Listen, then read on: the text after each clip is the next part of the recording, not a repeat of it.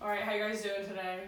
Good. Okay, today I'm going to talk to you guys about the separation of church and state and how that's like an issue in our country.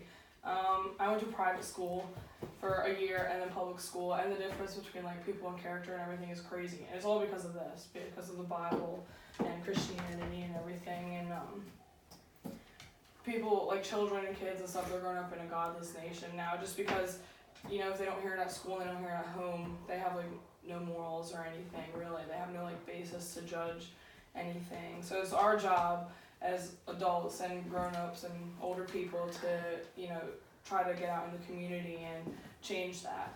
So we're all, in America and everything, we all live under their laws, so we're always affected by their laws. And separation of church and state is an older thing, but it's been severely misused. So we all have a voice and a right to use our voice and everything, so we should use our voice about this subject specifically. I'm currently taking a government class, so that's why I decided to speak on this topic, because it's really interesting to me and I really have a passion about it. So there's just 3 things that I want you guys to know that you can do. You can start off small in your community and start with the school or something, and start building up to your town and state, and then eventually voting for a president and everything like that. If we don't be active in our community and everything, and eventually it builds up to the government, so our constitution will fail and morals will continue to decline, and crime will increase and everything, and our basic rights are going to be stripped from us if we don't have a voice. So making a difference starts with one simple thing, like going to your school, local school or something, local community and everything, and then eventually it affects everything else, and it just is a monopoly effect. Christianity removed from public schools, there's a huge difference. You can tell with the character of people and everything. Biblical principles, that's what distinguishes right from wrong, and without that people think actually it might be wrong to you, but it's not wrong to me, so really you can't tell me what to do. And that's a lot of the issue with kids today, is they really don't have any foundations or biblical foundations, and they don't have the ability to make appropriate decisions.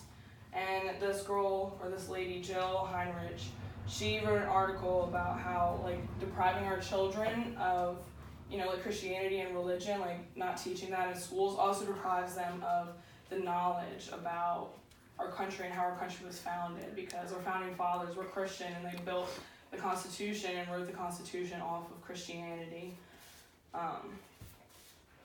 And how has anyone noticed, as religion decreases, just crime and everything and attitude in school just increases constantly. So it's a huge part, the Bible's a huge part of how people act.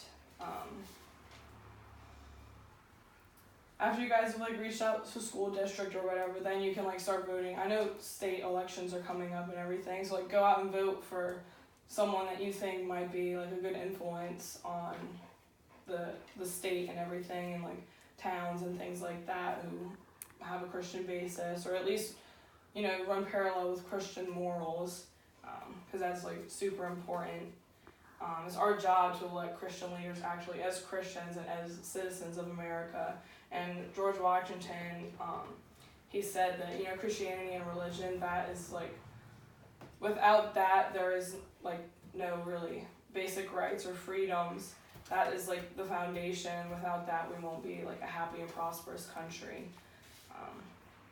God wants us to have the freedom to make our own decisions and everything, but with the government constantly making laws to hinder us from learning everything about Christianity and all religions actually, then we're limiting ourselves. We don't have our full potential. We'll never reach our full potential.